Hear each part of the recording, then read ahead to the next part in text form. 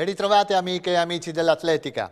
Dai medagliati regionali che hanno partecipato ai campionati italiani indoor per junior e promesse di Ancona, non abbiamo citato il bronzo conquistato dallo junior di Fontanafredda, Neil Antonel, che qui vediamo impegnato in batteria, in forza all'atletica Bruniera Friuli-Intagli, dopo essere cresciuto nella Libertas Sacile, che sui 400 metri corsi in 49,31 ha migliorato il record personale e si è insediato in sesta posizione nella graduatoria regionale assoluta indoor di tutti i tempi. Ai complimenti per il risultato tecnico e il piazzamento, a Neil aggiungiamo anche le scuse per averlo dimenticato nel servizio della scorsa settimana. Anche il Comitato Provinciale FIDAL di Pordenone ha rinnovato i ranghi nel corso dell'assemblea elettiva del 6 febbraio.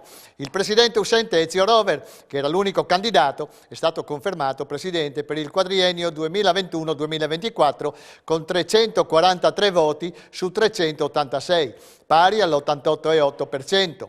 43 sono state le schede bianche. Erano 5 i candidati alla carica di consiglieri che hanno ricevuto le seguenti preferenze: Stefano Agnolet 266, Marilena Dallanese 248, Clemente Polese 246, Mirko Corazza 200, Marco Turi 87. Sono pertanto risultati eletti Agnolet, Dallanese, Polese e Corazza.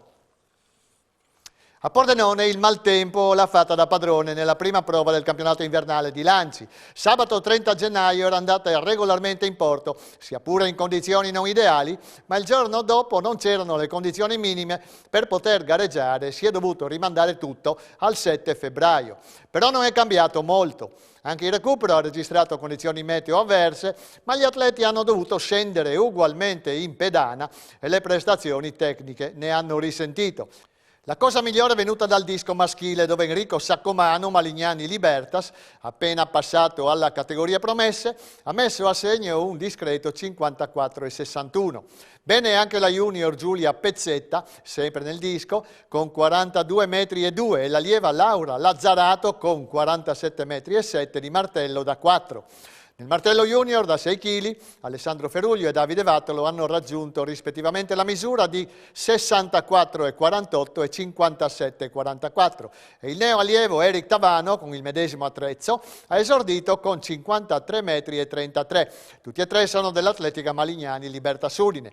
Da segnalare ancora l'allievo Giovanni Maria Sordi, Bruniera Friuli-Intagli, con 15,20 metri di peso e 42,59 metri di disco, Michele Fina, con 59,42 di giavellotto e Marilena Visintin, atletica Gorizia, con 41,28 metri di disco. Detto del travaglio che ha accompagnato lo svolgimento della prima prova, il Sole ha accolto al Daldan di Udine il secondo appuntamento della fase regionale del campionato italiano di lanci invernali per le categorie assolute, promesse e giovanili. Vento gelido e freddo polare hanno scandito i ritmi di un weekend di gare. Le immagini si riferiscono a quelle di sabato, sostanzialmente buone, anche se modeste in termini numerici. Hanno cominciato i martellisti con le bordate dei ragazzi e delle ragazze di Mario Vecchiato, del Malignani Libertas Udine, dove lo junior Alessandro Feruglio ha messo la sua firma con la misura di 63,49 metri al quarto lancio, misura che è bastata per precedere il compagno Davide Vattolo, che all'ultimo tentativo utile ha realizzato un buon 62,79 metri. Eric Tavano è giunto terzo, ma 55,46 metri, con lo stesso attrezzo da 6 kg degli junior, migliora il suo recentissimo personale, realizzato a Pordenone il 30 gennaio, 53,33 metri. Si è rivista in campo femminile Isabella Martinis del Malignani Libertas, che con questa uscita spera di lasciare alle spalle con l'anno nuovo tutte le vicissitudini fisiche e, come se non bastasse anche il Covid, per ripartire a caccia di nuovi traguardi. Vince con 49,62 metri, che anche se è misura lontana dal suo primato, 56,51 con lo stesso attrezzo da 4 kg nel 2018 a Rieti, dà morale e motivazioni. Il tempo e l'applicazione rimetteranno le cose a posto. L'allieva Laura Lazzarato, anche lei della squadra di Dante Savorgnan, si ferma a un buon 47,17, 10 centimetri in più di quanto aveva fatto a fine gennaio a Pordenone. E la senior Giorgia Barbazza, Bruniera Friuli-Intagli, è terza con 46,31 metri. Passiamo poi al getto del peso da 4 kg cadetti, dove segnaliamo la vittoria di Alessandro Sturman, Trieste Trasporti, con 13,35 metri. Tra le cadette, peso da 3 kg, la spuntata Vanessa Ros, Libertas San Vitese con 10,8 metri. Tra le allieve, Joelle Mainardis, 10,39 metri, ha preceduto Sara Marcuzzi, 9,58 metri, entrambe del Malignani Libertas, mentre in campo maschile, peso da 5 kg, Luca Lucchese, Bruniera Friulintagli, si è fermato a 11,11 metri. E ora i vincitori e vincitrici della seconda giornata. Giavellotto femminile, cadette, grammi 400, Sofia Frigerio, atletica e strada Bergamo, 37,43 metri, allieve, grammi 600, Veronica De Ecker, Libertas Grions Remanzacco, 31,72 metri, promesse Gaia Rettighieri, Malignani Libertas Udine, 36,4 metri, Giavellotto maschile, cadetti, grammi 600, Marco Stallone, Malignani Libertas, 26,69 metri, allievi, grammi 800, Claudio Alberto Pugnetti, Gemona Atletica, 47,71 metri, junior Michele Fina, Bruniera Friulintagli, 61,47 metri, promesse Claudio Marcuzzi, Malignani Libertas,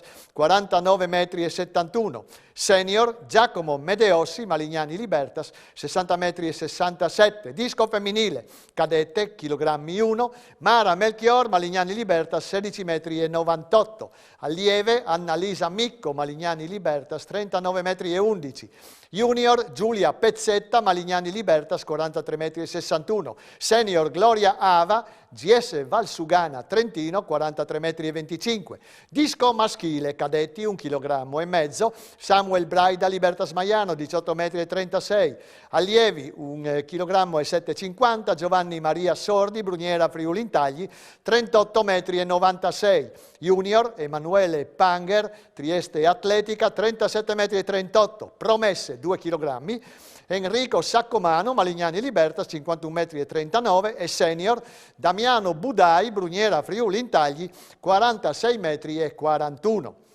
La nuova stagione agonistica è partita in qualche modo. Come andrà nei prossimi mesi? Chi si metterà in gioco e chi preferisce attendere? La speranza e il ritorno alla normalità fa a pugni con una realtà diversa che non permette errori. Ce ne parla Greta Iuri in questo servizio. Sentiamo. È molto difficile organizzare manifestazioni podistiche in questo periodo. Lo è ancora di più per quelle a tappe, articolate su distanze, località e organizzazioni diverse. Fioccano così rinunce, annullamenti e cancellazioni. La Coppa Friuli, nata nel 1980, ha alzato bandiera bianca. Il Trofeo Gortani di corsa in montagna e il Grand Prix di corsa campestre, fiore all'occhiello del centro sportivo italiano, il Trofeo Provincia di Gorizia come il Trofeo Provincia di Trieste non lo hanno fatto ancora, ma tutto sembra portare a questa dolorosa soluzione. Uno spiraglio di luce però arriva dalla destra Tagliamento, che ha pubblicato il calendario e aperto le iscrizioni della 34esima edizione della Coppa Provincia di Pordenone, Gran Premio Oro Gildo di Bruniera, manifestazione programmata in 9 prove per il settore agonistico e 6 per il settore giovanile. Nel rispetto dei decreti ministeriali e delle norme di sicurezza nei confronti dello stato pandemico, il Comitato Provinciale di Pordenone ha voluto rilanciare la competizione a tappe della destra Tagliamento dopo il blocco del 2020. La Coppa Provincia partirà il 7 marzo da Bruniera, con la maratonina di 21 km e la gara breve di 7 km, passando per il Cross del Vajont, 28 marzo, e le prove su strada di Porcia, 11 aprile, Casarsa, 1 maggio, Cordenons, 9 maggio, Sacile, 16 maggio, Montereale, 6 giugno, Meduno, 11 luglio e terminerà il 12 settembre a Pordenone.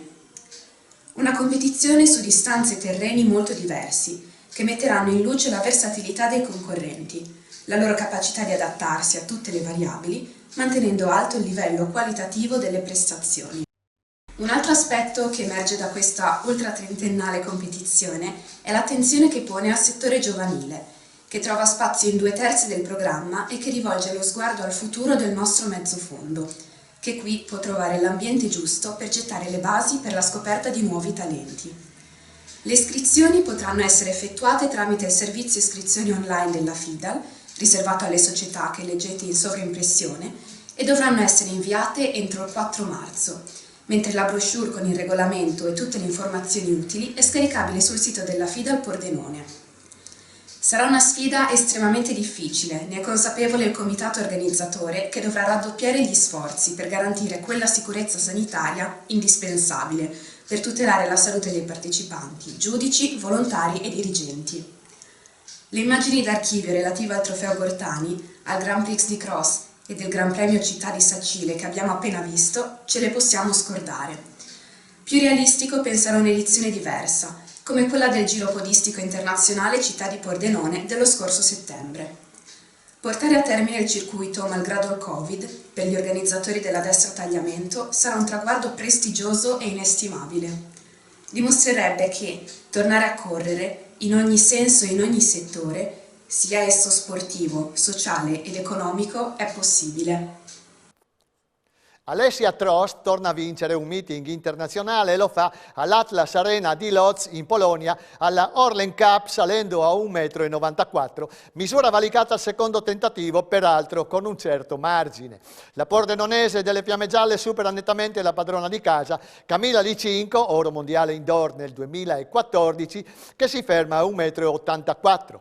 La Trost fa quindi posizionare l'asticella a 1,96 m dello standard di iscrizione alle Olimpiadi di Tokyo, ma i 3 tentativi non vanno a buon fine.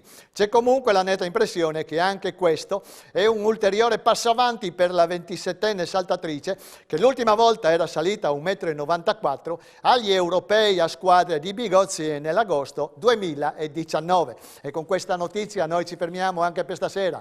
Grazie per l'attenzione, arrivederci a lunedì prossimo.